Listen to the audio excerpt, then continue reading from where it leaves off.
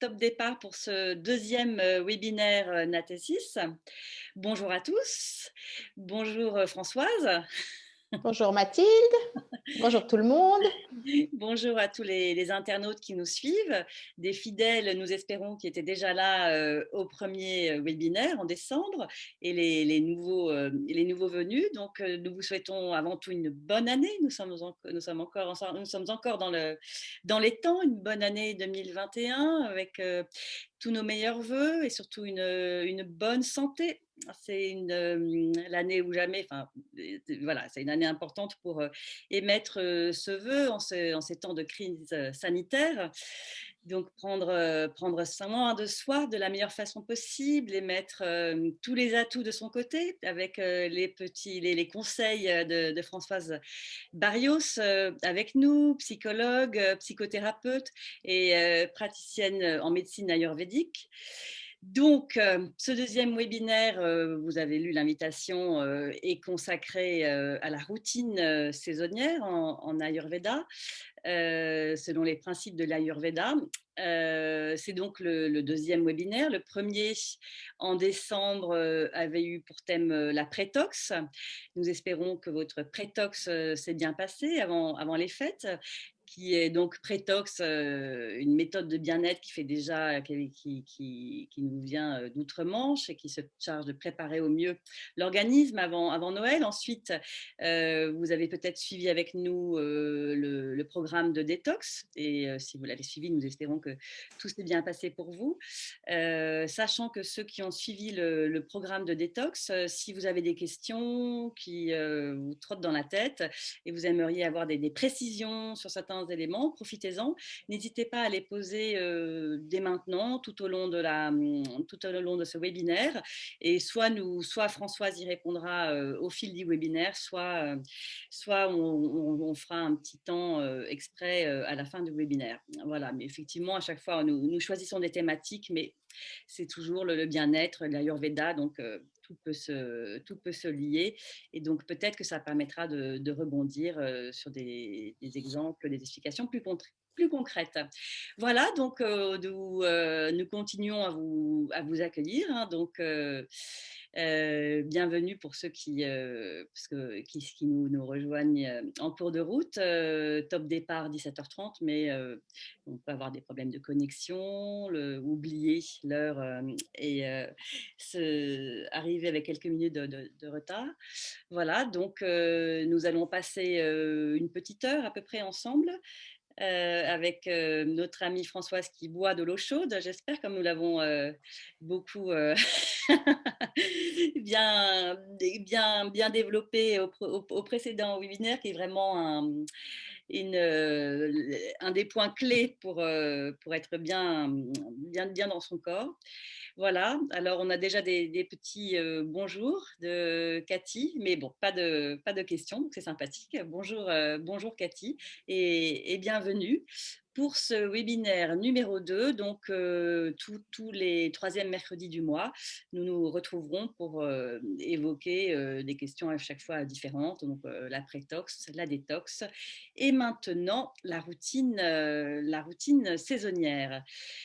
Donc, je vais en profiter pour vous représenter Françoise Barrios, donc psychologue, psychothérapeute, praticienne en médecine ayurvédique, qui vit entre la France, la Suisse et aussi l'Inde. Donc en France, Françoise vit dans l'Ain, dans la Dombe, un pays célèbre pour ses étangs qui se trouve pas très loin de Lyon. Et Françoise a un cabinet à Genève, de l'autre côté de la frontière en Suisse. Plus loin encore, donc de l'autre côté des montagnes et des mers, c'est le Kerala en Inde du Sud, voilà, où elle vit, où elle s'installe de temps en temps. L'État qui est le berceau de l'Ayurveda, et Françoise y a créé un centre de soins ayurvédiques et de yoga. Donc, comme nous le précisions lors du précédent webinaire, nous avons beaucoup de chance parce que généralement, Françoise se trouve dans le Kerala de septembre à mars. Et voilà, malheureusement, en raison du contexte sanitaire, les frontières et les frontières sont fermées. Donc, Françoise est avec nous et nous en profitons pour pouvoir échanger avec elle en direct.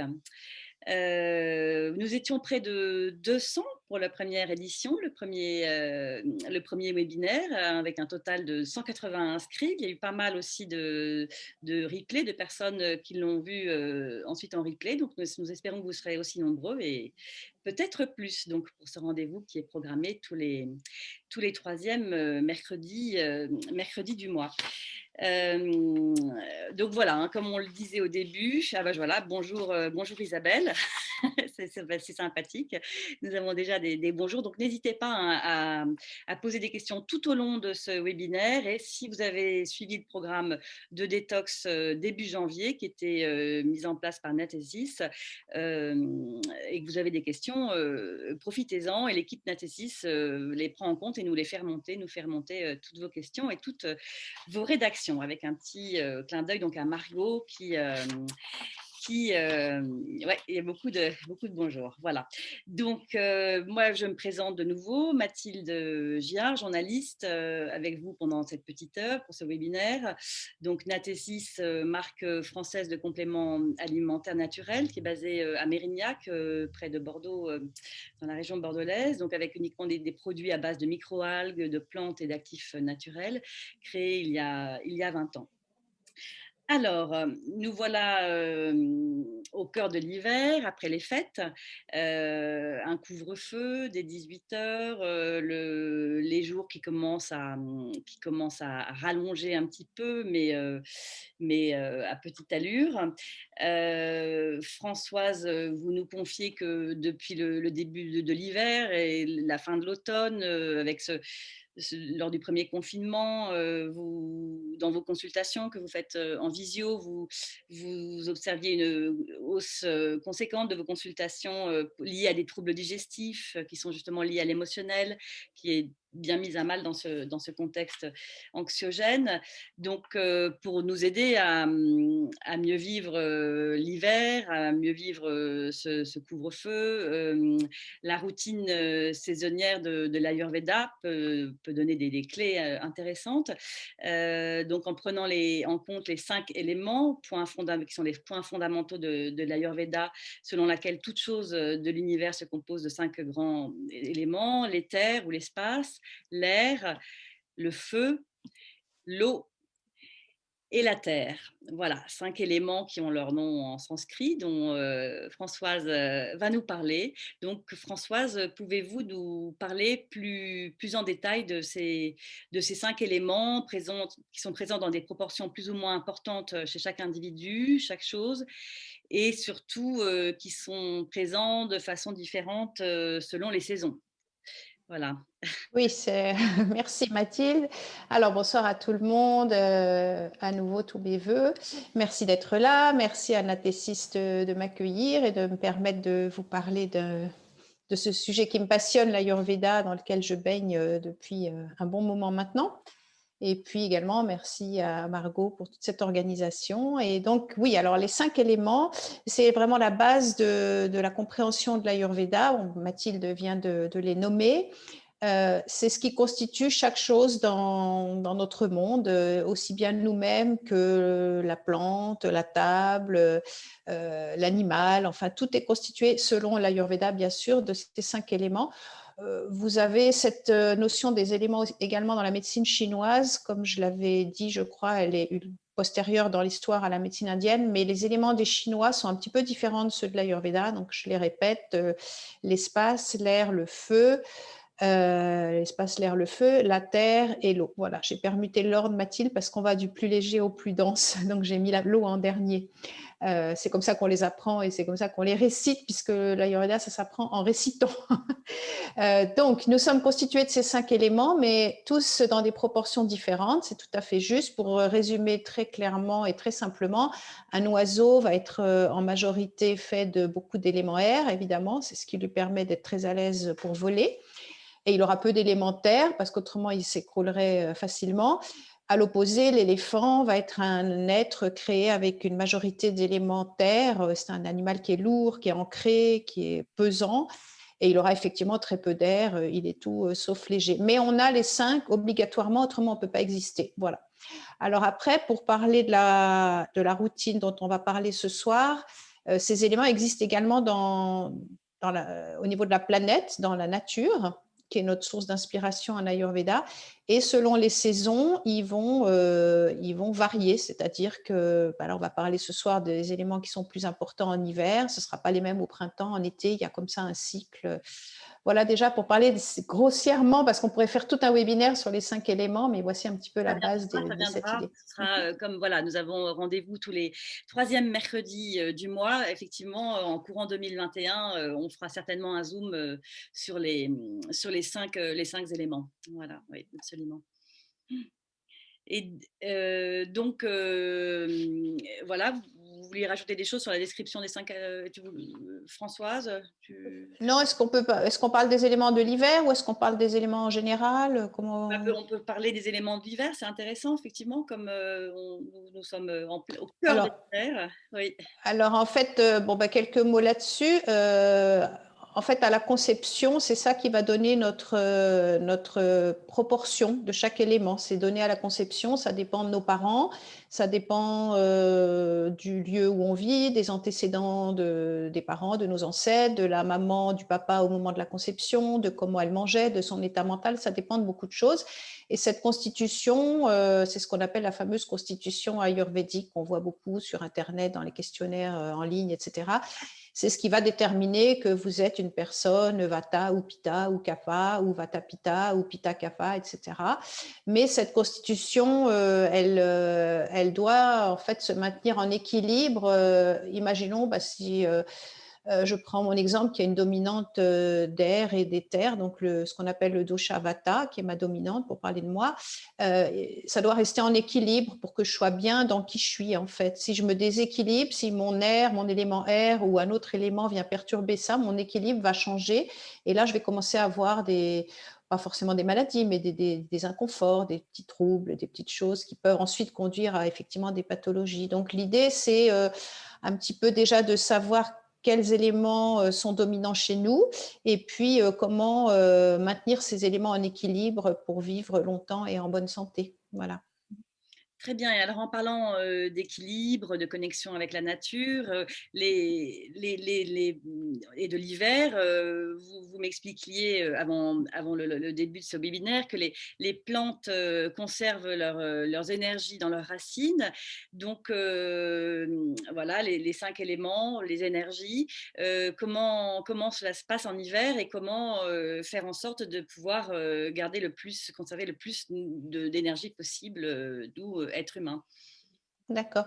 Alors, donc peut-être juste résumer que l'air et l'éther constituent ce qu'on appelle le dosha, qui est un terme sanskrit qui ne se traduit pas, mais vata. Le feu et l'eau constituent pitta et la terre et l'eau constituent kapha. Ces doshas, ces fameux 3 doshas, vata, pitta, kapha, c'est des éléments biofonctionnels, bioénergétiques qui vont régler toutes nos fonctions, qu'elles soient physiques, physiologiques, mentales, émotionnelles, même notre vie spirituelle. Tout est réglé par ces 3 doshas, vata, pitta et kapha. Et effectivement, comme la nature bouge selon les saisons, les éléments dans la nature sont différents et comme on est relié, selon l'Ayurveda, on n'est pas, nous, êtres humains, complètement déconnectés du monde dans lequel on vit, on est au milieu de ce macrocosme, nous, un microcosme à la même image, on va subir, en fait, et subir, le terme n'est pas juste, mais on va être influencé, en fait, par ce qui se passe au niveau de la saison. Donc, en hiver, à cette époque, on a notamment 2 doshas qui sont impliqués plus spécifiquement, c'est le dosha vata avec l'air et l'éther Et donc, Vata a tendance à augmenter, surtout en automne, mais encore en hiver, parce qu'il fait plutôt sec, il fait froid, ce qui sont les qualités de l'air. Donc, il y en a plus dans l'atmosphère et nous, on en a aussi plus en hiver. Mais on a aussi l'humidité, selon là où on vit, on peut être exposé à un climat très humide, la pluie, la neige, qui eux sont liés aussi à Kapha, à l'eau. Donc en fait, on a les deux doshas qu'on doit surveiller en hiver, Vata et Kapha. Et donc oui, l'image par rapport aux plantes, c'est qu'en fait en hiver, les plantes vont concentrer leur énergie au niveau des racines pour pouvoir bien se déployer au printemps, vivre cette renaissance au printemps. Et nous, en fait, c'est un petit peu la même image qu'on pourrait avoir ou adopter, c'est-à-dire que nous aussi, euh, capitaliser notre énergie, ne pas la disperser, ne pas la perdre à cette saison inutilement pour ne pas arriver en fin d'hiver complètement avec cette fatigue qu'on voit souvent, qu'on appelle souvent la fatigue de printemps, mais moi j'ai plutôt tendance à dire que c'est une fatigue de fin d'hiver parce que le printemps on a plutôt tendance à avoir envie d'être beaucoup plus dynamique, actif, mais souvent on peut traîner une fatigue parce qu'on a peut-être pris du poids, on a été ralenti, on a été malade. Voilà, donc si on fait comme les plantes ou les animaux, on observe beaucoup tout ça avec l'Ayurveda. Les animaux en hiver rentrent plutôt dans les abris. Il y en a qui hibernent carrément, qui prennent beaucoup de graisse avant l'hiver et du poids, de la graisse et qui ne bougent pas trop et qui attendent que ça se passe. Enfin voilà, c'est pas ce qu'on doit faire nous, hein. Mais enfin, c'est intéressant de s'inspirer de ce que nous offre la nature. Un des problèmes qu'on voit dans nos pays modernes, c'est qu'on vit en fait de la même manière quasiment toute l'année, en tout cas pas exactement parce qu'on s'habille, là j'ai un châle, Vata, on doit avoir chaud, etc. Mais on va manger un peu différemment, plus léger en été, mais notre rythme de travail, de vie, surtout dans les grandes villes, à la campagne c'est un peu différent. Il n'y a pas forcément des grandes différences, on vit plus trop en accord avec les saisons, à moins de vivre en montagne ou dans des endroits très marqués. Et c'est ce qui crée aussi un certain nombre de déséquilibres. En fait, on travaille autant en ce moment, pour les personnes qui sont pas libres de faire leur choix, les journées de travail sont les mêmes alors que le soleil, la lumière solaire est beaucoup plus courte. Donc on a là, ça commence à remonter gentiment quand on va vers février, parce que les jours allongent. Mais moins il y a de lumière solaire, moins on a d'énergie. Et si on va à contre-courant, qu'on continue d'en faire autant, voire plus, particulièrement en novembre, décembre, janvier, on va vraiment s'épuiser. On va épuiser nos réserves parce qu'on essaye d'aller complètement à contre-courant, en fait. Et donc, en respectant ce rythme naturel, avec cette image des végétaux, les animaux, nous, l'être humain, quels seraient concrètement les gestes, les habitudes à prendre pour pouvoir capitaliser au mieux ces énergies en cette période baisse en énergie en raison des jours courts et de la lumière moins présente en janvier et en février? Alors déjà, si on arrive à vivre avec la lumière, c'est bien, c'est-à-dire concentrer le maximum des activités importantes durant les heures où il y a l'énergie solaire qui est présente, où il fait jour en fait, c'est bien. On ne devrait pas concentrer l'essentiel de notre activité après 18-19 heures, être sur les écrans, avoir des réunions tardives, etc. En fait, la fin de journée, elle devrait être favorable à la détente, au repos, à se préparer au sommeil et on devrait normalement se coucher pas trop tard pour pouvoir justement profiter des heures d'ensoleillement du matin. Une autre chose importante, c'est de sortir. Il faut absolument sortir. Bon, en ville, c'est effectivement moins drôle qu'à la campagne. Moi, j'ai la chance d'être en pleine campagne, mais Bien aussi en ville, hein. Moi, je suis en ville et j'aime oui, bien sortir voilà. en ville dans Il y a des espaces verts partout, il y a des Oui. parcs. Il faut sortir à l'heure où il y a de la lumière, si on peut avoir une petite pause suffisante à son travail, si on est en entreprise. Mais il faut aller capter la lumière solaire, surtout ne pas mettre de lunettes de soleil. À cette époque, on peut parfaitement supporter la lumière solaire, elle éblouit pas du tout. Et il ne faut pas, dès qu'il y a deux rayons, mettre des lunettes de soleil. Il faut capter la lumière par la rétine pour la synthétiser. Donc prendre l'air, c'est aussi une manière de se mettre en mouvement, d'éviter, là je vais en parler un peu plus en détail, au dosha kapha, donc à ces éléments lourds, d'augmenter. Donc on va éviter d'aller surcharger le poids, la graisse, l'eau, tout ce qu'on va retenir en hiver. Donc voilà, essentiellement régler ses heures de sommeil, l'alimentation, je pense qu'on va en parler un peu plus en détail après, toute l'hygiène de vie, peut-être je peux parler un peu plus en détail de ce qui se passe par rapport aux éléments qui augmentent. Donc Vata, l'hiver, c'est un élément sec, l'air, c'est froid, c'est sec, c'est rugueux. Il faut toujours penser à ça, aux qualités de l'élément qui augmente. Donc l'air, il augmente, il est froid, il est sec, il est léger, il est rugueux. Donc on va aller toujours en Ayurveda en équilibrant par les opposés. S'il y a trop de froid, on va mettre du chaud. S'il y a trop de léger, on va mettre du lourd. Donc c'est juste vraiment toujours l'image de la fameuse balançoire dans les squares d'enfants. Donc, on va avoir par exemple, en alimentation, pour contrecarrer cet air, ce vata, cet élément très sec, on va éviter de manger justement sec, on va éviter de manger froid, on va éviter de manger cru, on va se huiler le corps, si possible, appliquer de l'huile pour amener l'onctuosité qui peut faire défaut quand tout est sec. La peau, on le voit bien en hiver, pardon, on a les lèvres, on sort promener 1 heure dehors, on a besoin de mettre de la matière grasse sur nos lèvres, nos mains, etc. Donc ça, c'est ce qu'on va faire par rapport à Vata. Par rapport à Kapha, c'est plus... alors, cette humidité qui augmente chez les personnes fragiles, ça peut occasionner, par exemple, trop de mucus au niveau de la sphère ORL. Ça peut occasionner des troubles de bronchite. Alors, surtout cette année avec le Covid, pareil qu'on dit la Covid, au début, c'était masculin, il a été féminisé. Donc, maintenant, c'est la Covid.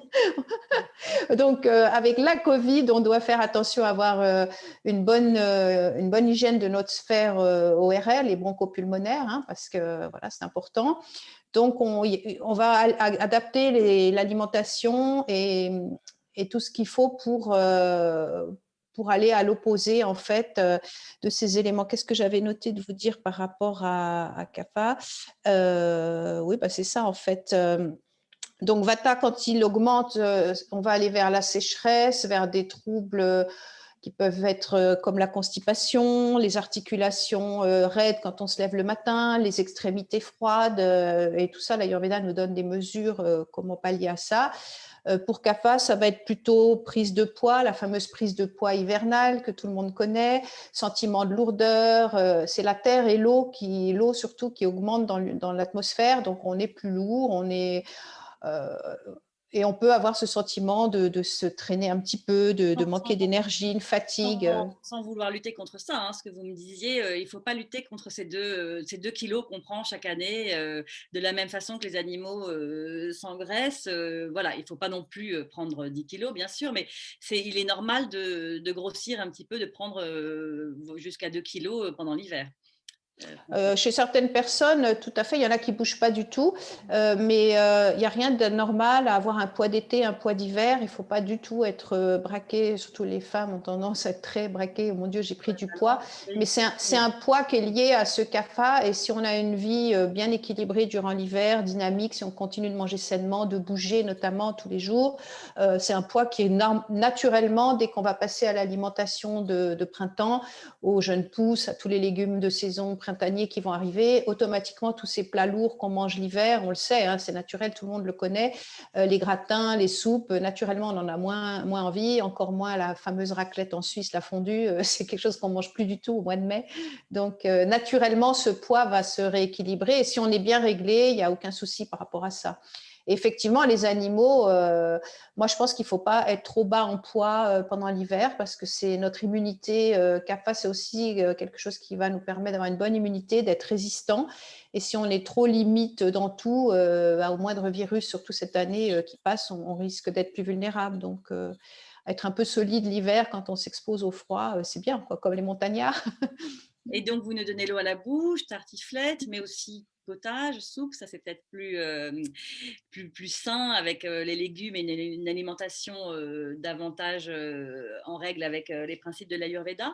Est-ce que, voilà, donc on va effectivement développer ce volet culinaire avec des bonnes idées et puis aussi une recette hein, que Françoise va partager avec nous à la fin du webinaire qui vous sera transmise par la newsletter et sur le site internet. Donc, quelles sont les épices à valoriser, à utiliser davantage, et les légumes, les aliments, le type de plat pendant cette période de janvier, février, enfin jusqu'à la fin de l'hiver? Alors, peut-être avant de parler, de répondre exactement à cette question-là, à ce thème-là, c'est important de savoir que l'Ayurveda est une médecine qui est très individuelle. C'est-à-dire que là, on fait un webinaire qui va pour tout le monde, je donne des principes généraux, mais l'idéal, évidemment, c'est d'arriver à se connaître individuellement avec l'Ayurveda, si possible avec un praticien, pour vraiment connaître sa propre routine. Là, je ne sais pas combien il y a de personnes qui nous écoutent, mais ne serait-ce que là, Margot, Mathilde et moi, on ne doit pas forcément avoir la même hygiène de vie, on ne doit pas forcément avoir la même alimentation, parce qu'on est différentes selon nos constitutions. Ceci dit, il y a des principes quand même généraux qui valent pour tout le monde, et c'est de cela dont je parle, mais chacun doit avoir un peu la finesse je pense que chacun, par rapport à ce que j'ai expliqué, doit un petit peu sentir s'il est vraiment quelqu'un qui est très longiligne, très léger, très fin, se dira bah tiens, il y a des chances que moi je suis plutôt à dominante de Vata, mais quelqu'un qui est plutôt bien charpenté, plutôt lourd, avec un bon poids, une bonne masse, aura plutôt plus de Kapha. Donc c'est important d'avoir cette idée-là,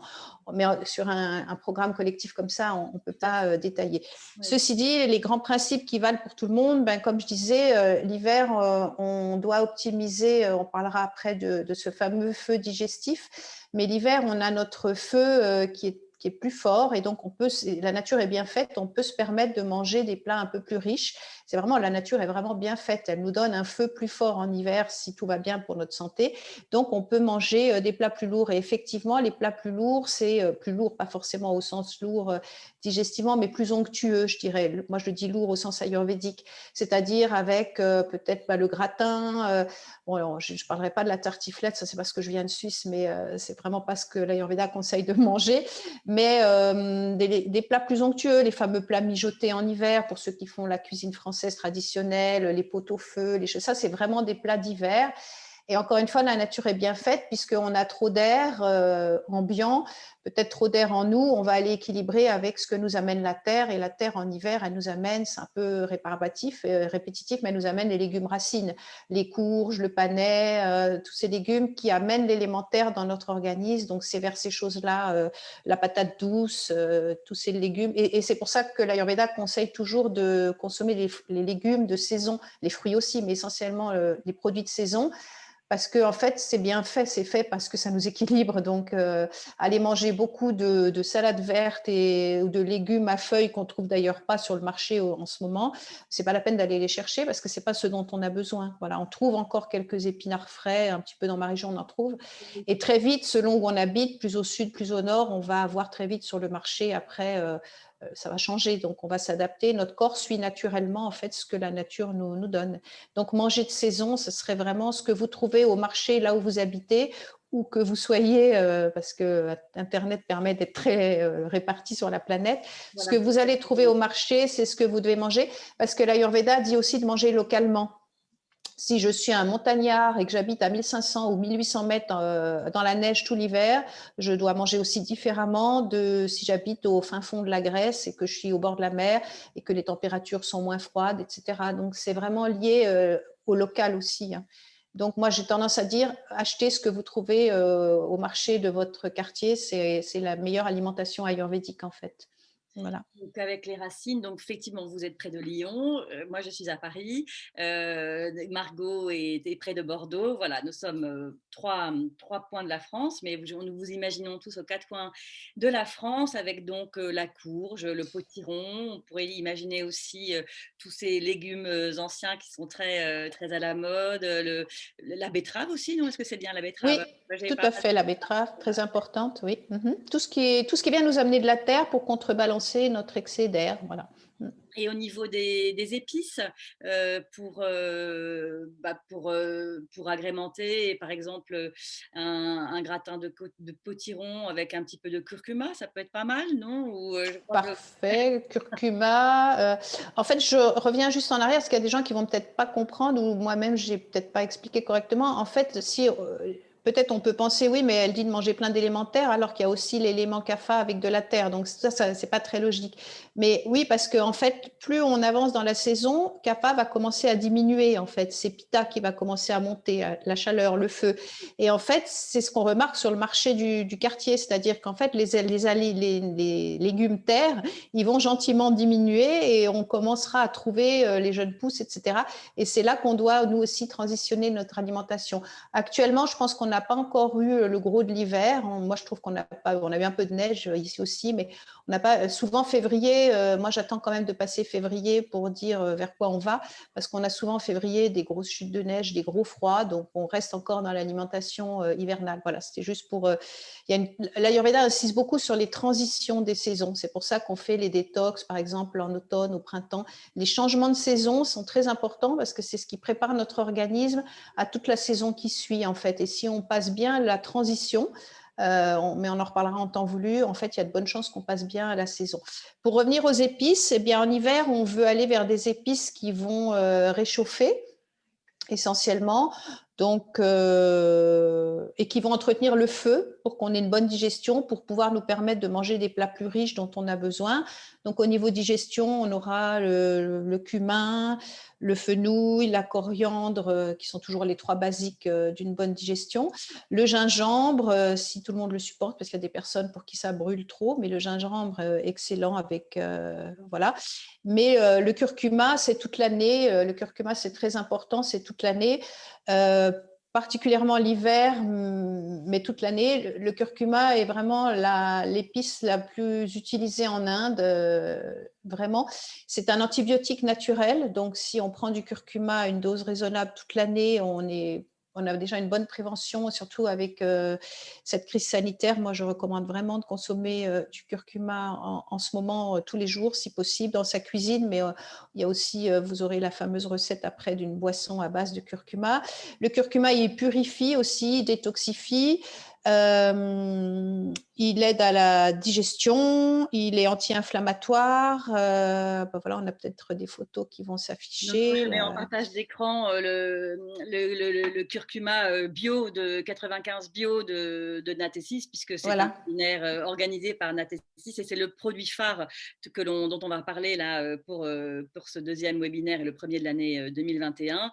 Et donc, à prendre en gélule, selon les prescriptions de son thérapeute. Mais voilà, donc un curcuma 95 bio qui utilise la racine mère de curcuma avec un ajout raisonné d'extrait de poivre noir et du son de riz bio pour seul additif. Donc voilà, pour en cure ou bien le curcuma à utiliser en épices pour épicer ses plats d'hiver. Mais voilà, c'était le petit clin d'œil Natessis avec voilà, je déroule un petit peu l'écran, effectivement, où vous avez un petit peu les détails sur le label, la culture, enfin le label certifié bio, la culture, racine mère du rhizome, formule concentrée, biodisponibilité. Et les vertus dont nous parlait Françoise pour la digestion, mais aussi Oui. le cœur et les articulations. Oui, c'est vraiment pas une mode. Je sais qu'on parle beaucoup du curcuma en ce moment. On pourrait se dire, ah, c'est quoi cette nouvelle mode du curcuma? Surtout avec la Covid, on en parle encore plus. Mais c'est vraiment quelque chose que les Indiens savent depuis bien longtemps, avant la crise sanitaire.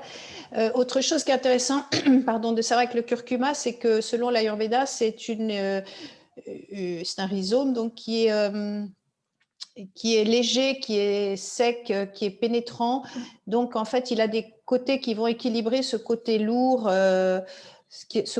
du kapha. Donc, je regardais si j'avais pris des notes importantes que je voulais vous dire. Non, mais c'est ça que je voulais vous dire essentiellement. Donc, il est intéressant en hiver où on a tendance à augmenter le kapha parce que lui va aller contrebalancer en fait cette lourdeur par son côté pénétrant, léger et sa saveur amère qui est équilibrante pour le kapha. Donc, il est vraiment intéressant à différents niveaux en hiver. Et il a deux vertus essentielles en Ayurveda. Il va optimiser le feu digestif, qui est vraiment la base de la santé en Ayurveda. C'est vraiment super important d'avoir un feu qui fonctionne bien. Et il va brûler les toxines, il va contribuer à brûler les toxines qu'on appelle ama en Ayurveda.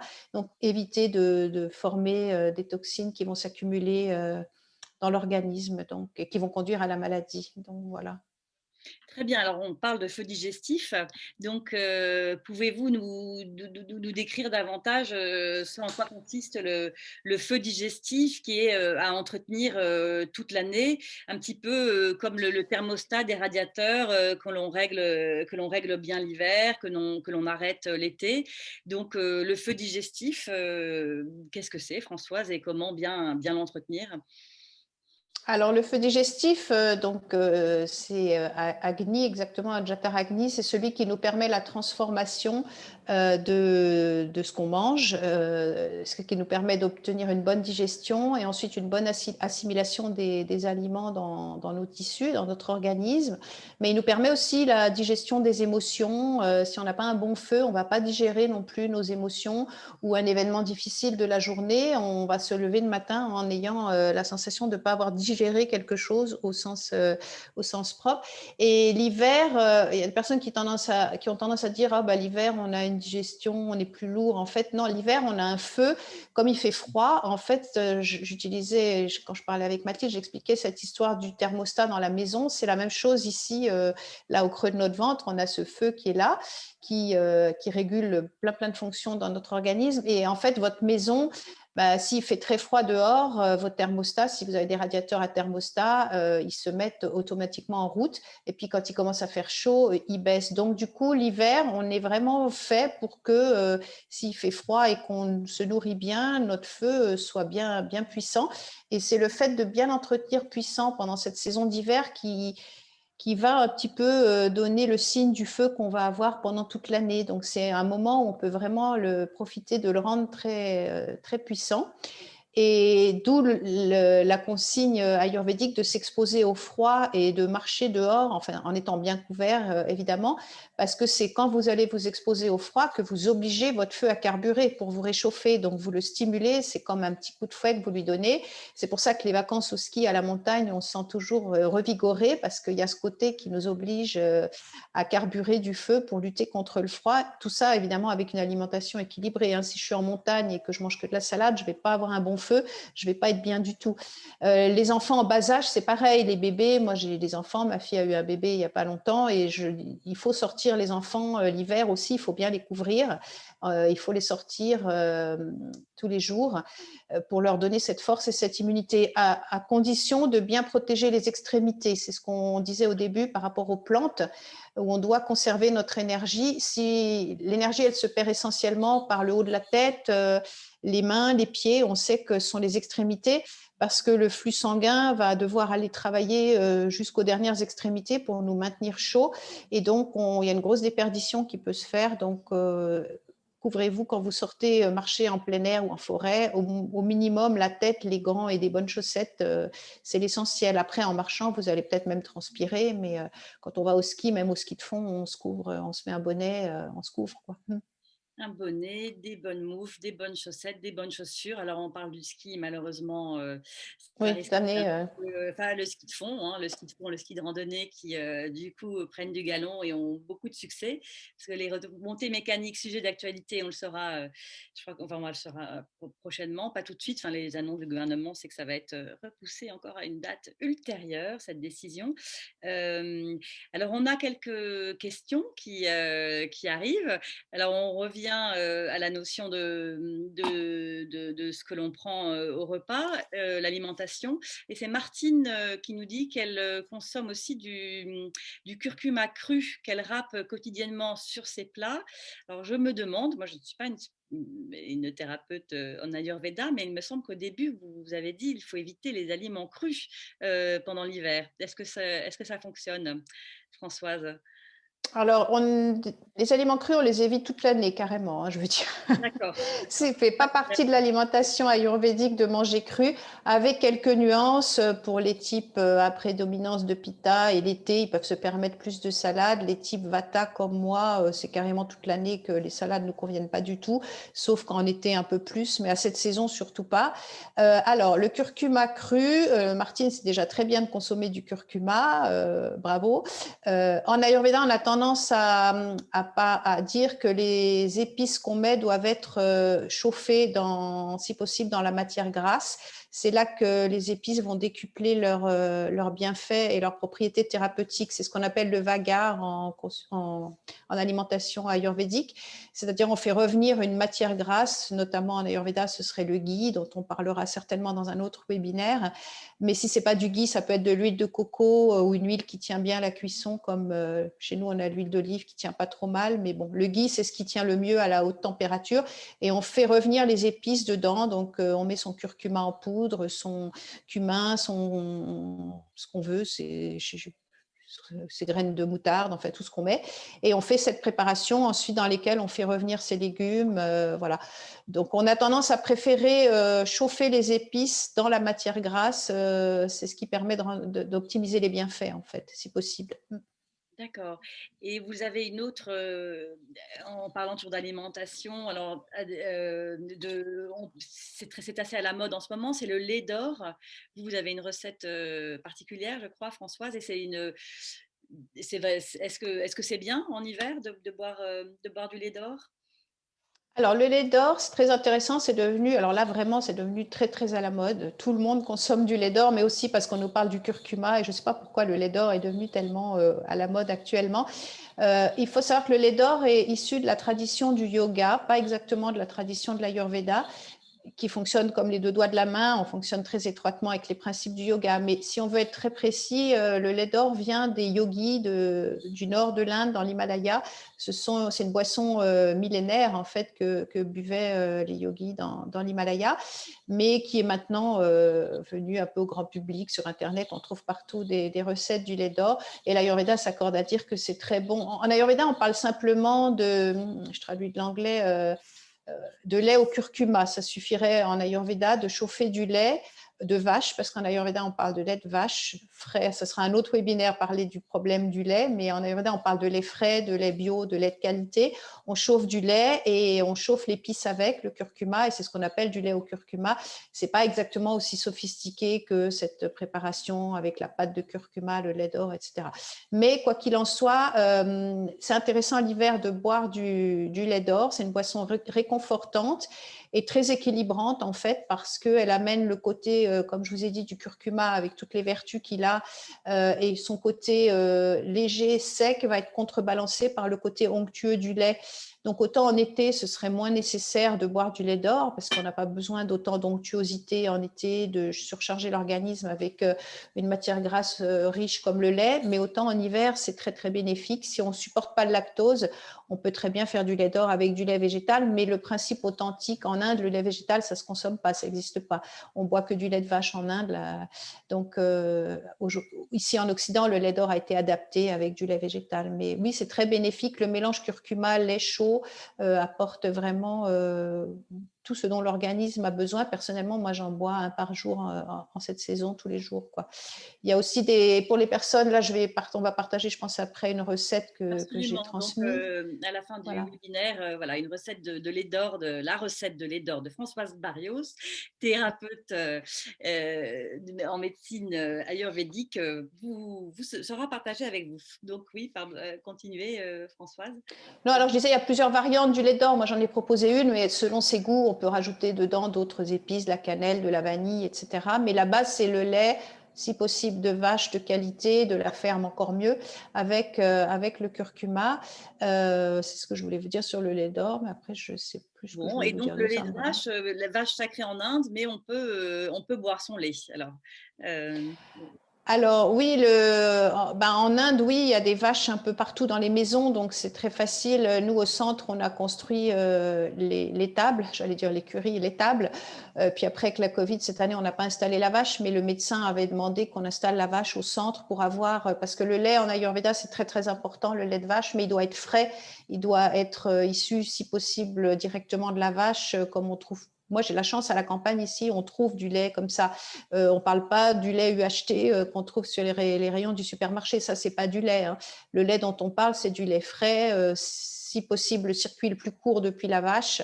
Et c'est ça le lait. Et il a beaucoup de vertus en Ayurveda. On en fait aussi des médicaments, des soins. Donc, l'Ayurveda est à l'opposé de la naturopathie qui prône souvent et beaucoup le retrait du lactose à tout le monde. Mais pour les médecins indiens, si on n'a pas d'intolérance au lactose et qu'on a un bon système digestif qui fonctionne bien, on peut et on devrait consommer du lait de vache. Moi, j'en consomme tous les jours personnellement et c'est quelque chose qui manque à mon alimentation si je consomme pas. Oui, non, ce que je voulais, ça y est, j'ai retrouvé ce que je voulais vous dire. Là, on va proposer une recette au lait d'or, mais il faut savoir qu'il y a aussi des préparations de qualité. Si jamais je pourrais transmettre l'information toute préparée, en fait, qui évite de préparer sa pâte au curcuma pour faire du lait d'or. C'est quelque chose que je pourrais transmettre si jamais, voilà. Que Très bien. Nathésis ne fait pas encore, mais ça viendra peut-être. Et vous nous avez fait voyager un petit peu là, vous qui êtes normalement à cette période de l'année en Inde. On aimerait tous pouvoir voyager, franchir à nouveau les frontières. Donc, décrivez-nous un petit peu votre centre d'Ayurveda et de soins, de vos centres de soins ayurvédiques et de yoga en Inde, dans le Kerala, cet état de l'Inde du Sud, cet état, le Kerala qui est le berceau de l'Ayurveda. C'est une grande bâtisse et donc une étable au milieu. Comment à quoi Alors, c'est un petit paradis, honnêtement. Moi qui suis là depuis la Dombe, que j'adore, mais de vous en parler en hiver, c'est un petit paradis, c'est en bord de la mer d'Arabie. La propriété, c'est une cocoterie, c'est un endroit villageois, c'est vraiment la campagne, pas très loin des villes, mais on est en pleine campagne, c'est que des autochtones, des villageois qui habitent là autour dans des petites maisons très typiques. C'est un havre de paix et il y a plusieurs, c'est tout construit en matériaux traditionnels locaux, donc c'est vraiment un centre traditionnel jusqu'à la construction des matériaux, des bâtiments, également des principes. Autre webinaire, un jour, on pourra parler du Vastu, qui est l'ancêtre du Feng Shui. Et on a construit le centre selon les règles d'un maître Vastu pour la circulation des énergies, etc., que la cuisine soit orientée vers telle direction, les salles de soins, etc. Et donc, il y a deux bâtiments plus importants avec les chambres. Il n'y a que 8 chambres, hein, c'est un petit centre, donc il n'y a jamais beaucoup de patients à la fois là-bas. Et puis après, on a le bureau du docteur, les salles de soins, la cuisine, la salle à manger, le jardin. Voilà, et un petit paradis. votre recette, oui, un paradis, c'est l'image qui me vient en tête aussi, et le bon mot. Et cette recette de lait d'or, vous l'avez, voilà, vous l'avez concoctée, j'imagine, dans le Kerala. Alors, on a encore une autre question, toujours le lait d'or et ce curcuma, décidément vraiment l'épice de saisonnière pour hivernale. C'est Isabelle qui nous dit bonjour, j'ai lu qu'il fallait au moins 90 grammes de curcuma frais pour avoir l'équivalent de 2 gélules de curcuma 95. Ça vous parle? Ça vous évoque? Moi, je ne suis pas une fabricante de gélules, donc il faudrait mieux poser la question à Nathésis parce que moi, je ne fabrique pas des médicaments et ni des gélules de curcuma. Moi, ce que je sais, c'est qu'au feeling, quand je fais un plat de légumes, je mets une cuillère à café bien remplie de curcuma dans un plat de légumes pour 2, 3 personnes. C'est à peu près la dose que je mets moi, personnellement. Mais j'en mets à chaque fois. Donc, par jour, ça fait plus qu'une cuillère à café. Ça fait facilement, je peux aller même jusqu'à une cuillère à soupe. Donc, je ne sais pas en termes de par rapport aux gélules, je ne pourrais pas vous répondre à cette question. Eh bien, Peut-être Nathésis pourra répondre. oui, oui, oui, voilà, par la suite, sur le suivi, sur la page, sur le site internet et sur la page Facebook. On arrive à la fin de ce webinaire avec une dernière question qui va sûrement vous intéresser sur la façon de mettre en pratique tous ces enseignements sur la routine et les différents rituel. Donc, on a parlé de la façon quand on sort, de se vêtir, que l'on soit au sport d'hiver, ou bien en ville, comme c'est mon cas, mais j'ai beaucoup de plaisir aussi à marcher longuement dans les rues de Paris à toute saison, ou dans la Dombe. Donc, vous pouvez nous redonner un petit peu, par exemple, vous disiez donc appliquer de l'huile contre le dessèchement, et vous parliez de l'huile de sésame. Le sésame, c'est… Oui, alors peut-être si on résume j'avais noté justement les quelques points essentiels de la routine hivernale, puisque c'est le thème de ce webinaire. Boire de l'eau chaude, bien évidemment, voilà. Alors on va aller dans l'ordre. Effectivement, ne pas dormir trop, parce que dormir trop tard le matin, dormir tôt le soir c'est bien, mais dormir tard le matin c'est pas bien, parce que ça augmente le CAPA et c'est ce qui va faire qu'on va arriver en fin d'hiver alourdi avec du surpoids, etc. Donc, on doit s'obliger, même si on est confiné en télétravail, qu'on n'a pas de meeting, il faut mettre son réveil et se lever. Ne pas faire la marmotte. On ne mange pas froid ni cru en hiver. On commencera gentiment quand le temps va se réchauffer. La cuisine, on en a parlé, les plats plutôt onctueux, les épices, on en a parlé. On accepte d'être un peu plus enrobé, mais effectivement, on ne se laisse pas aller complètement parce que ça va être trop difficile après de récupérer. Et puis moralement, ça ne va pas non plus nous faire du bien si on se laisse complètement aller. L'huile, oui, alors pour éviter le dessèchement et pour éviter à Vata d'augmenter, on applique de l'huile chaude sur le corps. La procédure ayurvédique, très exactement, c'est de chauffer l'huile légèrement, pardon. Qui est de sésame ou pas forcément? Si on a de l'huile de sésame, c'est parfait. En hiver, à cette saison, c'est très bien, mais ça peut être n'importe quelle huile qu'on a, calendula, amande, olive. Mais l'huile de sésame est très bien. J'enlèverai l'huile de coco qui est trop refroidissante en hiver. Je ne mettrai pas d'huile de coco l'hiver. Donc, je conseille le sésame. On la chauffe, on s'enduit généreusement tout le corps. Si on a le courage, on s'enduit même aussi la tête, le cuir chevelu. On laisse poser minimum une demi-heure, trois quarts d'heure avec un bon vieux training parce qu'il va imbiber l'huile, donc il va être un peu foutu à la fin de la procédure. Training, un jogging ou un legging, hein, c'est très chic Voilà. de dire le training. Comme Voilà. euh, Et ensuite, après que le corps ait pompé toute l'huile, on va aller simplement se doucher à l'eau chaude. On n'a pas besoin de repasser du savon sur tout le corps. Et en fait, les tissus auront pompé. En fait, contrairement à un lait hydratant cosmétique, l'huile va aller nourrir à l'intérieur des tissus, ce que ne va pas faire un lait qui va juste hydrater la peau en surface. Et l'huile va avoir un effet intérieur sur le dosha vata qui va agir à l'intérieur du corps, donc il va aller contrebalancer donc l'huile effectivement, et puis couvrir les extrémités, boire de l'eau chaude. Voilà les routines essentielles que je conseillerais d'appliquer en hiver. La plus importante pour moi étant probablement l'eau chaude. À chaque webinaire, j'insiste, mais en hiver encore plus pour entretenir le feu digestif et optimiser la digestion. L'eau chaude, on l'a mis en dernier, mais en fait, on devrait le mettre en premier Oui, dans sa mémoire. oui, c'est parce qu'on en a parlé beaucoup Oui. au dernier webinaire. Donc voilà, c'est une redite, et les autres sont plus adaptés à la saison, enfin, sont saisonnières, et celle-ci est intemporelle, toute saison. Donc effectivement, désormais, j'ai ma tasse d'eau chaude et non plus de thé comme lors du premier webinaire. Et vous aussi, chère Françoise, vous avez votre tasse d'eau chaude. Oui, aujourd'hui, Pas c'est un loin. verre. C'est un verre d'eau chaude pas loin de vous. Et alors, encore une. Alors, n'hésitez pas à poser des questions. Que voilà, on arrive à la fin de ce webinaire. Voilà une question. Alors, on y avait répondu en partie au premier webinaire, mais c'est très intéressant puisque ça touche l'eau chaude, et justement l'eau chaude que l'on doit boire toute l'année. C'est Martine qui demande si l'on peut boire de l'eau chaude avec du gingembre.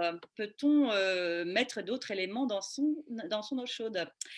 Oui, alors je vais répondre à ça. Je reviens juste en arrière en voyant les questions à la question précédente d'Isabelle sur la quantité de curcuma. En fait, je disais que je mettais une cuillère à café à une cuillère à soupe, mais en réalité, je consomme plus de curcuma que ça, puisque je bois aussi une fois par jour un lait d'or. Donc, j'ai une cuillère à café, voire à soupe par repas, plus une dose dans mon lait d'or. Donc, je ne sais pas en termes de grammes ce que ça fait, mais voilà à peu près. Parce que moi, je suis quelqu'un qui fonctionne comme ça, pas tellement en termes de gélules et de grammes. En tout cas, pour les médicaments avec les patients, oui, mais sinon, pour ma consommation personnelle, j'y vais un peu au feeling. Alors, l'eau chaude avec le gingembre. Alors, oui et non. L'eau chaude avec le gingembre est très bonne. C'est aussi un remède ayurvédique en Inde, puisqu'on étudie en anglais aussi, on appelle ça le ginger tea. C'est simplement faire bouillir un morceau de gingembre frais, frémir une dizaine de minutes dans de l'eau chaude, ça fait une décoction.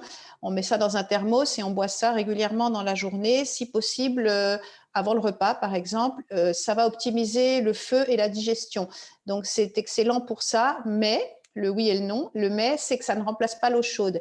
C'est-à-dire que c'est en plus, ça doit en plus, non, c'est mal dit ce que je veux dire.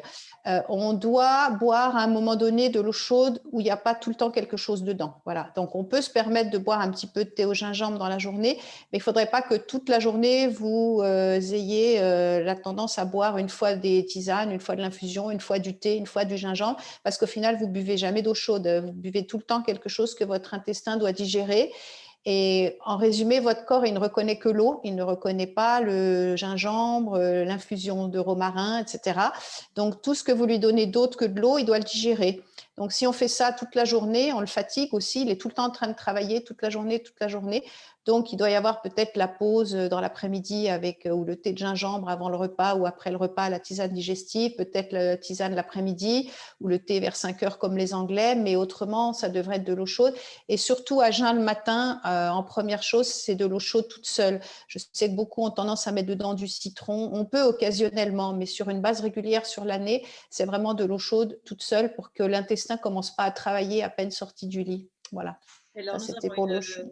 une remarque de Virginie qui nous dit j'ai adopté l'eau chaude depuis le dernier webinaire et je remercie grandement Françoise, ça m'a changé la vie. Donc, à bon entendeur, à bon entendeur. Oui, merci Virginie, que je connais personnellement et qui suit vos webinaires. Et je sais qu'elle a eu un grand changement dans sa vie avec l'eau chaude. Merci pour le témoignage.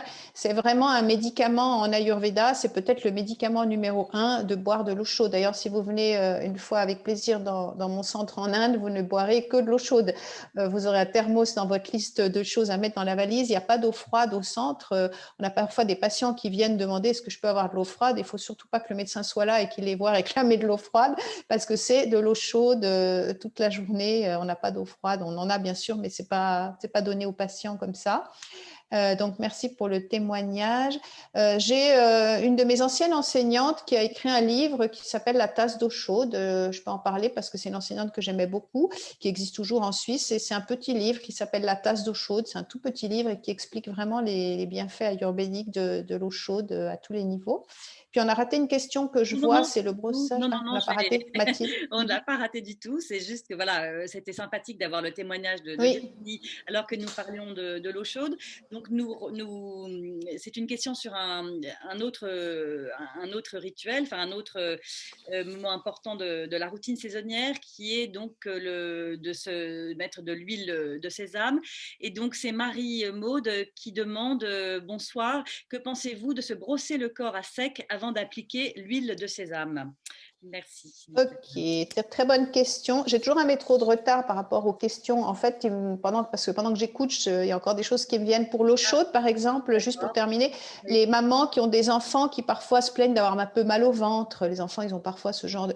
Ça sert à rien de leur donner tout de suite 50 000 choses. Commencez par leur donner à boire une tasse d'eau chaude et parfois vous serez étonné que simplement le fait de mettre de l'eau chaude dans le tube digestif évite de passer à d'autres... les enfants qui se plaignent de crampes, de choses comme ça, mettez-les à l'eau chaude. Vous pourriez vraiment, merci Virginie d'avoir rappelé à quel point ça peut changer, surtout les personnes qui ont une digestion compliquée, une tendance à la constipation, aux crampes, au gaz. Vous allez avoir des gros changements avec l'eau chaude. Alors, le brossage à sec est Marie Maud doit faire déjà de l'Ayurveda pour poser cette question, parce que c'est une question très ayurvédique, merci.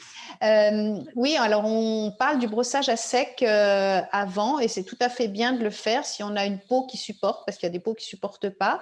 On peut faire le brossage à sec, il optimise la circulation sanguine, donc il va aller aider à traquer les toxines, il va optimiser le métabolisme. Il est surtout conseillé en Ayurveda pour les personnes qui ont un peu de surpoids contre lequel elles veulent lutter, qui ont tendance à stocker un peu trop d'amas de graisse. Ça fait partie des routines ayurvédiques pour ces personnes-là. Si vous êtes type Vata, très mince, taille, genre comme je fais 36-38, c'est pas la peine de forcément faire du massage à sec tous les jours, mais si vous avez ce besoin d'optimiser votre métabolisme et votre circulation sanguine, j'ai une des personnes, elle est peut-être en ligne d'ailleurs, qui le fait depuis quelque temps, que je suis en Ayurveda. Elle a des très très bons résultats aussi au niveau de sa perte de poids depuis qu'elle a introduit le massage à sec. Tout à fait. Ah, Par formidable. contre, on met de l'huile après, parce que sinon on a la peau qui va dessécher. Voilà, donc Françoise, plutôt taille 36, c'est ça, 38. Donc, Un petit 38, oui, je suis mince. Euh, bravo, félicitations. Moi, c'est plutôt 40-42. Mais voilà, je vais prendre note de ce brossage à sec. Alors, nous avons encore une question toujours sur l'eau. Voilà, je l'avais mis en dernier pour l'hiver en me disant on en a parlé la dernière fois. Mais ce sera toujours l'élément, ça restera l'élément principal. Buvez de l'eau chaude. C'est Catherine qui demande l'eau chaude, à quelle température la chauffez-vous dans une bouilloire? Et non, à quelle température et pouvez-vous Oui. chauffer dans une bouilloire? Alors, effectivement, elle doit être chauffée. C'est-à-dire, c'est pas le robinet d'eau chaude qu'on ouvre dans la cuisine et on remplit sa tasse. C'est pas de l'eau chaude parce qu'elle doit être transformée. Donc, oui, moi, personnellement, je la chauffe. J'ai une cuisinière à gaz parce que j'aime cuisiner sur le feu. Donc, je la chauffe, moi, dans une bouilloire à l'ancienne sur le feu. Mais vous avez peut-être une bouilloire aujourd'hui plutôt électrique dans la plupart des maisons. Mais en tout cas, il faut qu'elle ait subi un processus de transformation. Ensuite, on la laisse évidemment un peu refroidir parce que d'ailleurs, Virginie, pour l'anecdote, je sais que la première fois, elle l'a bu direct et elle n'avait pas pensé à laisser refroidir. Elle s'est un petit peu brûlée. Donc, on fait attention. À quelle température? Ça dépend de chacun. Si on a un type CAFA, où on doit vraiment optimiser la digestion, je conseille de la boire assez chaude. Si on sait qu'on a une digestion qui est un peu lente, un petit peu difficile, c'est bien de la boire assez chaude. Si on a un type où on sait qu'on a beaucoup de feu, c'est-à-dire qu'on a tendance à avoir plutôt des coups de chaud, on se reconnaît dans le feu, elle peut être très tempérée, on la laisse refroidir, mais toujours légèrement plus chaude que la température ambiante. Et Vata a besoin qu'elle soit aussi bien chaude. Donc ça dépend un peu de la sensibilité de chacun, de votre type ayurvédique. Et on sent assez naturellement, si on s'écoute un peu, qu'est-ce qui nous convient en fait. Mais de toute façon, toujours plus chaude que la température ambiante, au Très minimum. bien. Voilà. Et encore une question, cette fois-ci de nouveau pour l'huile de sésame. L'huile de sésame est-elle recommandée également pour CAFA? Demande Sabrina. Alors, effectivement, bonne question aussi. Elle est surtout recommandée pour Vata. Pour CAFA, il faut savoir que CAFA a déjà, parce que c'est vrai qu'on ne peut pas tout détailler dans ce webinaire qui est pour tout le monde en fait, mais c'est très individuel l'Ayurveda. CAFA a moins besoin de se huiler en fait, parce que lui, il a déjà de l'huile dans son moteur. CAFA, il a une onctuosité, il a plus de matière, donc il a une onctuosité naturelle, donc il a moins besoin, limite très peu. Moi, j'ai eu des patients CAFA où je leur disais qu'une fois par semaine, ça suffisait. Et je pense que si c'est une fois par semaine, il n'y aurait pas de problème en hiver avec l'huile de sésame, mais je trouve, si on aime l'odeur de l'huile de tournesol, elle peut être aussi indiquée pour CAFA. Maintenant, si ce n'est pas un CAFA trop déséquilibré et que c'est une fois de temps en temps, l'huile de sésame peut convenir aussi. Elle est un peu plus réchauffante, un peu plus riche. Voilà, la deuxième huile pour CAFA serait l'huile de tournesol, que je dirais. Alors encore, nous naviguons entre l'eau et le sésame. Donc l'eau, c'est Isabelle qui nous demande, faut-il privilégier l'eau de source, donc l'eau minérale en bouteille, ou peut-on faire chauffer tout simplement l'eau du robinet? Alors là, vous allez me lancer sur un grand débat qui sera le sujet de toute autre chose, parce que je suis une adepte de l'eau. J'ai envie de dire, hélas, ni l'une ni l'autre, dans le sens qu'au jour d'aujourd'hui, il y a un gros problème avec l'eau. Et l'eau des bouteilles minérales, honnêtement, j'ai fait beaucoup de recherches là-dessus. Elle n'est pas forcément meilleure que celle de l'eau du robinet. Évidemment, si vous avez la chance d'avoir chez vous un appareil au minimum qui filtre, mais l'eau du robinet filtrée, moi j'ai un appareil très sophistiqué chez moi, donc je prends l'eau de cette eau très spéciale que j'ai chez moi. Mais sinon, je dirais l'un ou l'autre, ça dépend où vous habitez et quelle est la qualité de l'eau où vous vivez. Si c'est, je sais que par exemple Virginie vit dans un endroit où l'eau du robinet est vraiment vraiment pas bonne, avec un goût épouvantable. Donc là, on passe à l'eau minérale. Mais hélas, il n'y a pas toutes les qualités dans l'eau minérale non plus, hein. Il faut vraiment, voilà, si on veut vraiment optimiser l'eau, il faut que je vous parle des différents systèmes une fois de l'eau, parce que c'est un gros problème et c'est la base c'est la vie de nos cellules, donc c'est vraiment un sujet compliqué, l'eau. Donc l'une ou l'autre, selon où on habite, il n'y a pas d'eau exceptionnelle, ni à celle du robinet, ni hélas celle des eaux minérales, c'est pas non plus, voilà. Donc, c'est comme chacun procède habituellement. Ouais. Moi, j'habite à Paris où l'eau du robinet est réputée assez correcte quand même, enfin, Voilà. très traitée. Donc, voilà, je prends de l'eau du robinet. Mais effectivement, quand je suis en Bretagne, dans la famille, sur une île, on boit de l'eau minérale parce qu'elle est davantage tourbée. Enfin, voilà, chacun Voilà. de voir en fonction de ses habitudes quotidiennes. Et alors, on parle de l'hiver, vous nous disiez de respecter le rythme de la nature et de se coucher plutôt tôt avec la lumière qui baisse en fin de journée. Alors, nous sommes dans le contexte donc, de la crise sanitaire avec ce couvre-feu de 18 heures. Finalement, il est assez bien adapté au mode de vie ayurvédique, on pourrait dire, pour autant en profiter pour justement essayer d'adapter son mode de vie à se coucher plus tôt et en essayant, comme vous le disiez, de stopper les écrans et de ne pas regarder des séries Netflix jusqu'à tard dans la nuit. Mais comment essayer de tirer parti au mieux de cette contrainte pas évidente à vivre au quotidien? Oui, bah effectivement, l'heure où on va terminer le webinaire maintenant, d'ailleurs, moi, quand je fais les webinaires, je ne les termine jamais non plus au-delà de 7 heures, 19 heures, parce que c'est l'heure où on doit commencer à aller préparer son repas pour se mettre à table, puisqu'en Ayurveda, on veut normalement manger le repas du soir avant 20 heures pour ne pas se coucher, enfin, pour se coucher en ayant terminé la digestion.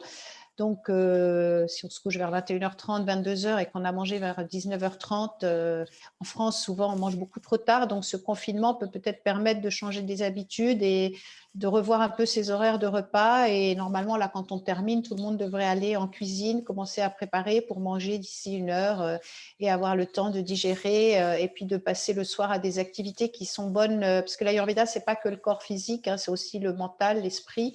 D'ailleurs, tout part de là. Donc, si on a un esprit qui va bien, le corps va aussi aller mieux.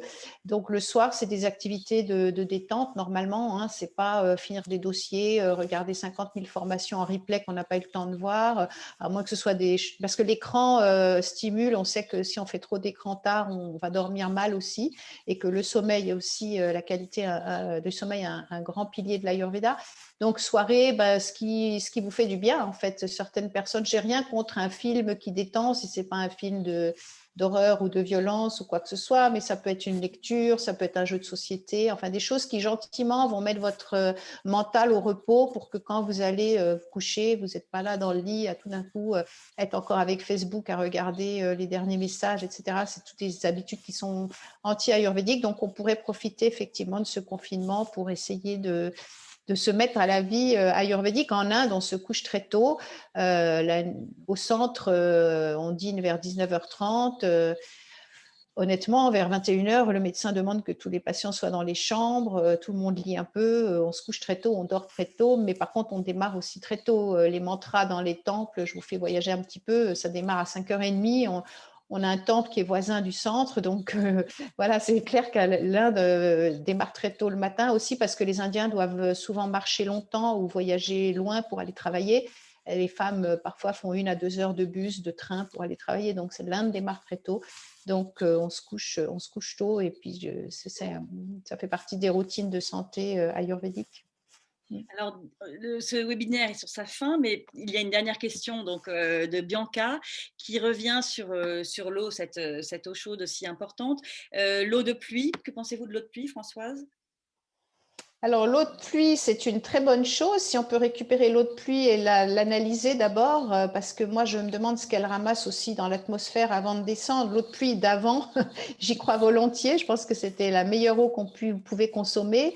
Au jour d'aujourd'hui, il faudrait vérifier qu'est-ce qu'elle a capté en descendant. Ça dépend aussi peut-être où on habite sur la planète. Mais si vous avez la capacité de faire analyser, je ne le fais pas moi parce que j'ai un appareil qui me fournit une eau de très grande qualité, mais sinon, je pense que j'irai vers cette solution. J'essaierai de récupérer de l'eau de pluie, de la faire analyser. Je pense que ça doit être possible dans un laboratoire. Une pharmacie doit pouvoir nous indiquer ça. Et si elle est bonne, moi, j'irai à consommer cette eau. Je pense qu'elle est beaucoup plus naturelle que toutes les eaux trafiquée ou chargée au moins elle a l'avantage de ne pas contenir des résidus de médicaments qui viennent des nappes dans la terre, des résidus de pilules contraceptives, des résidus de, je vous passe tout ce qu'il y a dans l'eau. Sinon, vous allez me dire, mais comment on fait pour boire de l'eau? On en parle peut-être une prochaine fois, parce que Oui, c'est vraiment un problème de société. Mais l'eau de pluie, oui, tout à fait. Mais alors, faites peut-être analyser pour savoir un petit peu ce qu'il y a dedans et comment elle est dans votre lieu de vie pour voir. C'est intéressant. très bien. Et l'eau de pluie qui vient du ciel, donc l'un des éléments, l'un des 5 éléments, hein, l'air, ou l'eau qui vient de la terre. Enfin voilà, aussi des choix, des débats. Alors voilà la fin de ce webinaire. Nous vous remercions beaucoup de nous avoir suivis pendant plus d'une heure grâce aux questions.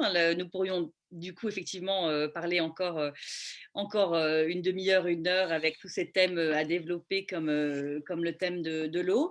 N'hésitez pas à nous poser des questions par Internet hein, auxquelles nous pourrons répondre au prochain webinaire dans un mois, le troisième mercredi du mois, donc du mois de février, qui sera, dans mes souvenirs, le 17 février, à noter dans vos tablettes, a priori à partir de 17h30. Et donc, n'hésitez pas non plus à liker nos pages Facebook et de Natessis, c'est celle de Françoise Barrios qui sera indiquée aussi sur le site à l'issue du webinaire. Et de demander également à recevoir la newsletter de Natessis pour continuer à bénéficier des prochaines annonces de webinaires. Il est 18h39, bientôt 18h40, donc le temps bientôt d'aller préparer son dîner pour ne pas dîner trop tôt selon la, Trop tard. selon l'Ayurveda. Et donc, Françoise, eh bien, écoutez, merci beaucoup pour d'avoir répondu à toutes ces questions et pour tous ces éclaircissements très, très intéressants. Donc, au revoir, Françoise. Au revoir, chers internautes qui nous avaient suivis. Merci pour votre fidélité et à dans un mois. Au revoir, merci à vous. Au Et je revoir. vous remercie à vous également. Et puis, bah, peut-être avant qu'on termine, je pense que ça peut intéresser les internautes, ce nouveau groupe Facebook que j'ai créé, qui est un groupe public, parce qu'avant, j'avais un groupe privé pour les patients. Mais maintenant, j'ai un groupe public qui s'appelle La Voix de l'Ayurveda, La Voix VOIE de l'Ayurveda. Vous pouvez m'envoyer une demande d'admission sur le groupe. Et c'est un groupe où je poste régulièrement plein de choses concernant l'Ayurveda. Donc, ça vous permet de continuer de vous former, de vous informer, de suivre un petit peu. Il y a des recettes, il y a... Voilà, donc juste pour la formation des internautes qui sont là, ça peut les intéresser, la voix de l'Ayurveda. Voilà, merci à Nathésis, merci Mathilde, merci à toutes les personnes qui étaient présentes. Et puis, on se retrouve dans un mois. À dans un mois. Au revoir, merci à vous. Merci, Au au revoir. revoir.